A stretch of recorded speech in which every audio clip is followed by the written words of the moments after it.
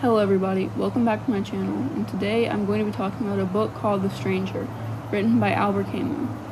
Albert Camus was born in 1930 and died in 1960. He wrote at least 8 books in his time alive. Philosophically, he was an absurdist. Many say his ideals are more of the existentialist thinking. However, he rejected this ideal when he was alive. Politically, he was pretty similar to an anarcho-syndicalist. During World War II, he wrote for an outlawed newspaper and was part of the French Resistance.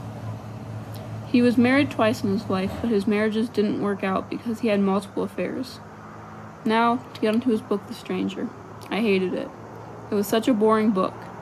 Now, I know philosophical fiction is a hard topic to write for, and I know a lot of people really like this book for its meaning, but I can't overlook the uneventfulness of it all.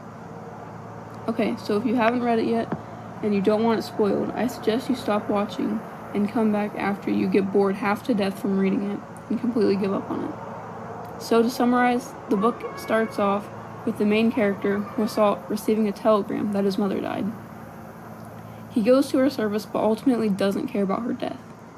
The day after he's back, he's watching movies and playing around with his girlfriend, who he doesn't care about either.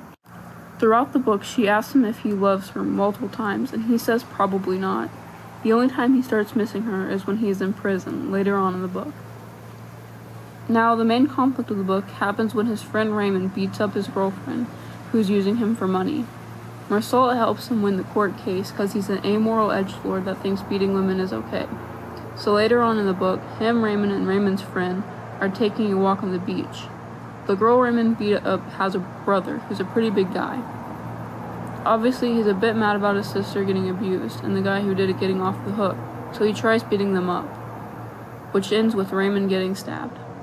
They all go back to the house and clean up, but Raymond and Marcel go back to the beach with a gun. Marcel ends up shooting the guy who was mad at Raymond after convincing him not to shoot him. Reading this part felt like a fever dream, and I looked through multiple articles but could never find a reason why he shot him. Next is the most boring part of the book. He's just in prison for a long time. Then, in the final part of the book, he's at his trial. The opposing lawyer tells about how heartless Marcel is. He brought an old man that was great friends with his mother into the court, and he told how Marcel did not care about his mother's death at all. In fact, he didn't even know her age. Eventually, he is sentenced to death by decapitation. Now, although I hate the protagonist, it genuinely seemed like an accident that he killed the guy, and prison seemed like enough of punishment for him.